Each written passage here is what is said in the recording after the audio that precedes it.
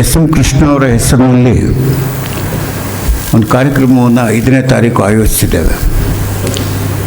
ಮಂಗಳವಾರ 5ನೇ ತಾರೀಕು. ಬಹುಶಃ ಇವತ್ತು ಎಸ್ ಎಂ ಕೃಷ್ಣ ಅವರ ಜನ್ಮದಿನ.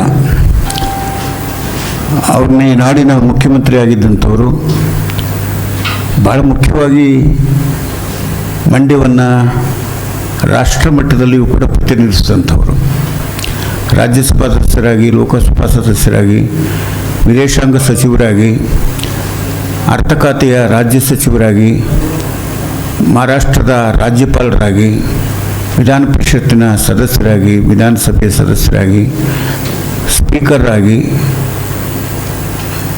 ಹಲವಾರು ಹುದ್ದೆಗಳನ್ನು ನಿರ್ವಹಿಸಿದಂಥವರು. ಬಹುಶಃ ಎಲ್ಲ ಸಾಂವಿಧಾನಿಕ ಸಭೆಗಳಲ್ಲೂ ಕೂಡ ರಾಜ್ಯದ ವಿಧಾನ ಪರಿಷತ್ತು, ವಿಧಾನಸಭೆ, ರಾಜ್ಯಸಭೆ ಮತ್ತು ಲೋಕಸಭೆ ಅವುಗಳಲ್ಲಿ ಅವನ್ನ ಪ್ರತಿನಿಧಿಸಿದಂಥವರು, ರಾಜ್ಯಪಾಲರಾಗಿಯೂ ನಿರ್ವಹಿಸಿದಂಥವರು. ಎಲ್ಲಕ್ಕಿಂತ ಮಿಗಿಲಾಗಿ ರಾಷ್ಟ್ರ ಮತ್ತು ರಾಜ್ಯದ ರಾಜಕಾರಣದಲ್ಲಿ ಆ ಮನುಷ್ಯ ತುಂಬ ಸುಸಂಸ್ಕೃತ ನಡವಳಿಕೆಯಿಂದ ಕೂಡಿರ್ತಕ್ಕಂಥ ವ್ಯಕ್ತಿ ಅಂತೇಳಿ.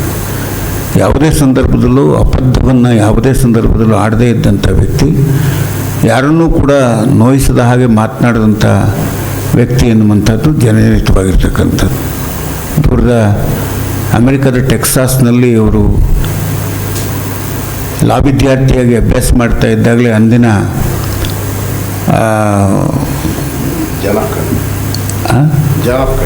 ಜಾನ್ ಎಫ್ ಕೆನೆಡಿ ಅವರ ಪ್ರಚಾರದ ಸಂದರ್ಭದಲ್ಲಿ ಭಾಗಿಯಾಗಿ ಪ್ರಶಂಸೆಯ ಪತ್ರವನ್ನು ಪಡೆದಿದ್ದಂಥವರು ಅನ್ನುವಂಥ ಅನೇಕ ವದಂತಿಗಳು ಅವರ ಬಗ್ಗೆ ಇದ್ದಾವೆ. ನೂರಾರು ವದಂತಿಗಳು ಅವರ ಬಗ್ಗೆ ಇದ್ದಾವೆ. ಒಂದು ರೀತಿಯ ದಂತ ಕಥೆಯಾಗಿ ಬದುಕಿದ್ದ ಸಂದರ್ಭದಲ್ಲಿ ಆಗಿದ್ದಂಥವರು.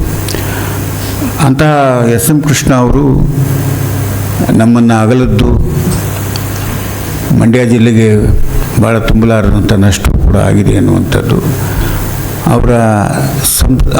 ಅವರನ್ನು ಸ್ಥಾಯಿಗೊಳಿಸುವ ಸಲುವಾಗಿ ಬೆಂಗಳೂರಿನಲ್ಲಿ ಅವ್ರನ್ನ ಒಂದು ರೀತಿಯ ಬೆಂಗಳೂರು ನಗರವನ್ನು ಸಿಂಗಪೂರ್ ನಗರವನ್ನಾಗಿ ಮಾಡಿದಂಥ ಕೀರ್ತಿ ಕೂಡ ಅವ್ರಿಗೆ ಸರುತ್ತೆ. ಒಂದು ಡಿಜಿಟಲ್ ಹಬ್, ಏನು ಅಂತಾರಾಷ್ಟ್ರೀಯ ಮಟ್ಟದಲ್ಲಿ ಬೆಂಗಳೂರು ಗುರುತಿಸಿಕೊಳ್ಳೋದಕ್ಕೆ ಕಾರಣವಾದಂಥವರು ಎಸ್ ಎಂ ಕೃಷ್ಣ ಅವರು ಅನ್ನುವಂಥ ಒಂದು ಹೆಸರು ಕೂಡ ಇದೆ. ಅಂಥವರ ಹೆಸರಿನಲ್ಲಿ ಪ್ರಥಮವಾಗಿ ಮಂಡ್ಯದಲ್ಲಿ ಒಂದು ಪ್ರಶಸ್ತಿಯನ್ನು ಸ್ಥಾಪನೆ ಮಾಡೋದ್ರ ಮೂಲಕ ಪ್ರತಿ ವರ್ಷ ಈ ಕಾರ್ಯಕ್ರಮ ನಡೆಯುವಾಗಿ ವ್ಯವಸ್ಥೆ ಮಾಡಿದ್ದೇವೆ.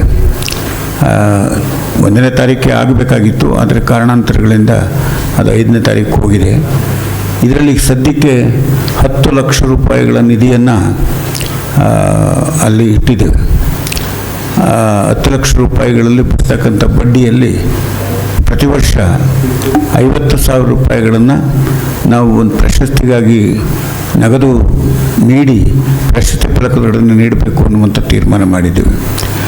ಈ ಎಸ್ ಎಂ ಕೃಷ್ಣ ಅವರಿಗೆ ಬಹಳ ಪ್ರಿಯವಾಗಿದ್ದಂಥ ಕ್ಷೇತ್ರಗಳು 3. ಒಂದು ರಾಜಕಾರಣ, 2ನೇದು ಸಂಗೀತ, 3ನೇದು ಕ್ರೀಡೆ. ನಿಮಗೆಲ್ಲ ಗೊತ್ತಿರುವ ಹಾಗೆ ಚೆನ್ನೈನಲ್ಲಿ ನಡೀತಕ್ಕಂಥ ಸಂಗೀತ ಸಮ್ಮೇಳನಕ್ಕೆ ಪ್ರತಿ ವರ್ಷವೂ ಹೋಗ್ತಾಯಿದ್ರು. ವಿಂಬಲ್ಡನ್ನಲ್ಲಿ ನಡೀತಕ್ಕಂಥ ಲಾನ್ ಟೆನ್ನಿಸ್ಗೆ ಪ್ರತಿ ವರ್ಷವೂ ಅವರು ಹೋಗ್ತಾಯಿದ್ರು ಅನ್ನುವಂಥದ್ದು ಜನಜನಿತವಾಗಿದ್ದಂಥದ್ದು. ಸಂಗೀತ ಪ್ರೇಮಿಯೂ ಕ್ರೀಡಾ ಪ್ರೇಮಿಯೂ ಆಗಿದ್ದಂಥ ಎಸ್ ಎಂ ಕೃಷ್ಣ ಅವರು ರಾಜಕಾರಣದಲ್ಲಿ ಅಪಾರವಾದಂಥ ಗೌರವವನ್ನು ಪಡ್ಕೊಂಡಿದ್ದಂಥವ್ರು. ಈ 3 ಕ್ಷೇತ್ರಗಳಲ್ಲೂ ಅನುಕ್ರಮವಾಗಿ ಒಂದು ವರ್ಷ ಒಂದೊಂದಕ್ಕೆ ಪ್ರಶಸ್ತಿಯನ್ನು ಕೊಟ್ಕೊಂಡು ಬರಬೇಕು ಅನ್ನುವಂಥ ಒಂದು ಉದ್ದೇಶ ಇದೆ. ಅದರ ಜೊತೆಗೆ 1 ಲಕ್ಷ ರೂಪಾಯಿಗಳ ಪ್ರಶಸ್ತಿಯನ್ನು ನೀಡಬೇಕು. ಮುಂದಿನ ವರ್ಷದಿಂದ ಅದು 1 ಲಕ್ಷ ರೂಪಾಯಿಗಳಿಗೆ ಈ ಪ್ರಶಸ್ತಿಯನ್ನು ಏರಿಸಬೇಕು ಅನ್ನುವಂಥ ಉದ್ದೇಶವೂ ಕೂಡ ಹೊಂದಿದೆ. ಈಗಾಗಲೇ ಕರ್ನಾಟಕ ಸಂಘದಲ್ಲಿ 10 ಲಕ್ಷ ರೂಪಾಯಿಗಳನ್ನು ನಿಧಿಯಾಗಿ ಇಟ್ಟಿದ್ದೇವೆ. ಅದರಲ್ಲಿ ಬರ್ತಕ್ಕಂಥ ಬಡ್ಡಿಯಿಂದ ಈ ಕಾರ್ಯಕ್ರಮವನ್ನು ನಡೆಸ್ಕೊಂಡು ಹೋಗ್ತಾ ಇದ್ದೇವೆ. ಇದರ 1ನೇ ವರ್ಷ ಆದ್ದರಿಂದ ಒಂದು ಸಂಸ್ಮರಣೆಯನ್ನು ಮಾಡಬೇಕು ಅಂತೇಳಿ ಅವತ್ತು 5ನೇ ತಾರೀಕು ಬೆಳಗ್ಗೆ ಡಿ ಸಿ ತಮ್ಮಣ್ಣ ಅವರು ತಮ್ಮ ರಾಜಕೀಯದ ಒಡನಾಟದಲ್ಲಿ ಡಿ ಸಿ ನೆನಪನ್ನು ಮಾಡಿಕೊಡ್ತಾರೆ. ಸಿ ಎಸ್ ಪುಟ್ಟರಾಜ್ ಅವರು ಮಾಡಿಕೊಡ್ತಾರೆ. ಬಿ ಕೆ ಚಂದ್ರಶೇಖರ್ ಅವರು ಮಾಜಿ ಮಂತ್ರಿಗಳವರು, ಸಂಪುಟದಲ್ಲಿ ಸಚಿವರಾಗಿದ್ದಂಥವರು, ಅವರು ಮಾಡಿಕೊಳ್ತಾರೆ. ಶ್ರೀನಿವಾಸ್ ಜಿ ಕಪ್ಪಣ್ಣ ಸಾಂಸ್ಕೃತಿಕವಾಗಿ ಅವರು ಒಡನಾಟದಲ್ಲಿದ್ದಂಥವ್ರು ಅವ್ರು ಮಾಡಿಕೊಳ್ತಾರೆ. ಜೀರಳ್ಳಿ ರಮೇಶ್ ಗೌಡ ಅಂತೇಳಿ ಲಾಯರು, ನಾಗಮಂಗಲದ ಲಾಯರು, ತುಂಬ ಸೊಗಸಾಗಿ ಅವರ ಸ್ಥಳೀಯವಾಗಿ ಕೃಷ್ಣ ಅವರ ಅಸ್ಮಿತೆ ಏನು ಅನ್ನುವಂಥದ್ದನ್ನು ಕುರಿತು ಅವರು ಮಾತಾಡ್ತಾರೆ.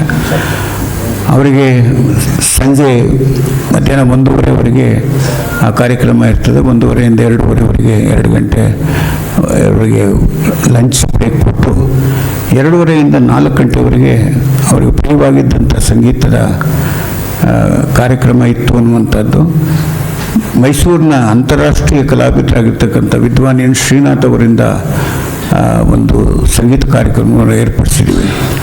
ಅಂತಾರಾಷ್ಟ್ರೀಯ ಮಟ್ಟದ ಕಲಾವಿದರವರು. ಇದನ್ನು ನಮಗೆ ಅವಕಾಶ ಮಾಡಿಕೊಟ್ಟಿರ್ತಕ್ಕಂಥವರು ಸಂಗೀತ ಕಲಾನಿಧಿ ಟಿ ಚೌಡಯ್ಯನವರ ಪ್ರತಿಷ್ಠಾನ ಹೊಂದಿದೆ ಮೈಸೂರಿನಲ್ಲಿ. ಅವ್ರದ್ದು ಆ ಪ್ರತಿಷ್ಠಾನದ ವತಿಯಿಂದ ಇದನ್ನು ನಮಗೆ ಪ್ರಾಯೋಜಿಸಿಕೊಟ್ಟಿದ್ದಾರೆ. ಈ ವರ್ಷ ರಾಜಕಾರಣದಿಂದಲೇ ನಾವು ಅದನ್ನು ಪ್ರಾರಂಭ ಮಾಡಿದ್ದೀವಿ. ಶಿವಮೊಗ್ಗದ ಸುಸಂಸ್ಕೃತ ರಾಜಕಾರಣಿ ಎನ್ನಿಸ್ಕೊಂಡಿರ್ತಕ್ಕಂಥ ಕಿಮ್ಮನೆ ರತ್ನಾಕರ್ ಅವರು ನಡವಳಿಕೆಯಲ್ಲಿ, ಮಾತುಕತೆಯಲ್ಲಿ ಅವರು ಕೃಷ್ಣ ಅವ್ರನ್ನ ಹೋಲ್ತಾ ಇದ್ದರು ಅನ್ನುವಂಥದ್ದು. ಜೊತೆಗೆ ಅವರು ಶಿಕ್ಷಣ ಸಚಿವರಾಗಿದ್ದರು. ನಮ್ಮ ಸಾಂಸ್ಕೃತಿಕ ಭವನ ಏನಿದೆ, ಕೆ ವಿ ಶಂಕರಗೌಡ ಸಾಂಸ್ಕೃತಿಕ ಭವನ ಏನಿದೆ, ಶಂಕರಗೌಡರ ಶತಮಾನೋತ್ಸವ ಕಾರ್ಯವನ್ನು ಉದ್ಘಾಟನೆ ಮಾಡಿದಂಥವ್ರು.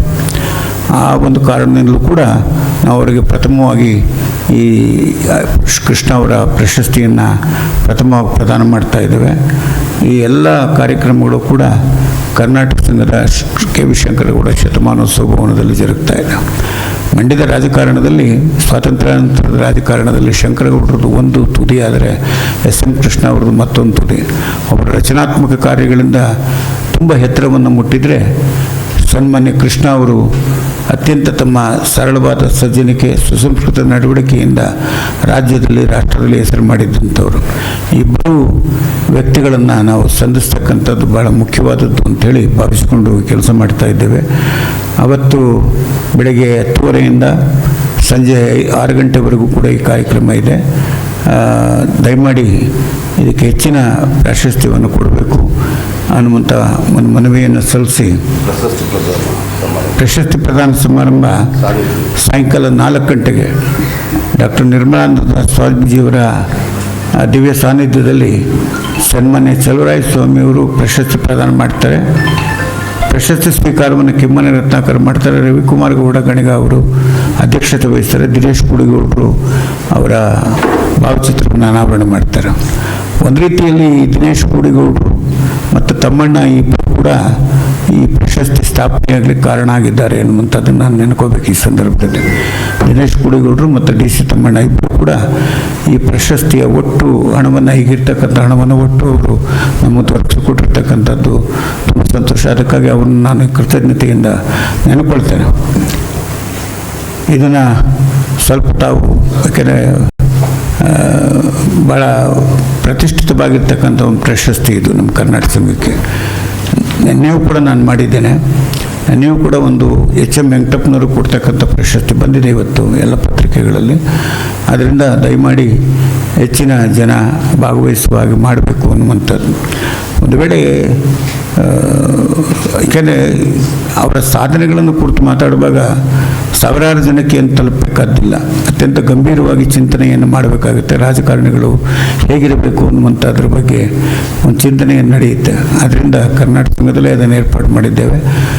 ಎಲ್ಲರೂ ಕೂಡ ಭಾಗವಹಿಸಬೇಕು. ನೀವು ಪತ್ರಿಕೆಯವರು ಭಾಗವಹಿಸಿ ಕಾರ್ಯಕ್ರಮದ ನಡೆಯುವಾಗ ಅದರ ವಿವರಗಳನ್ನು ಜನರಿಗೆ ತಿಳಿಸ್ತಕ್ಕಂಥದ್ದು ಕೂಡ ಬಹಳ ಮುಖ್ಯ ಅನ್ನುವಂಥ ದೃಷ್ಟಿಯಿಂದ ತಮ್ಮನ್ನು ಕೂಡ ಹೃತ್ಪೂರ್ವಕವಾಗಿ ಸ್ವಾಗತಿಸ್ತಾರೆ.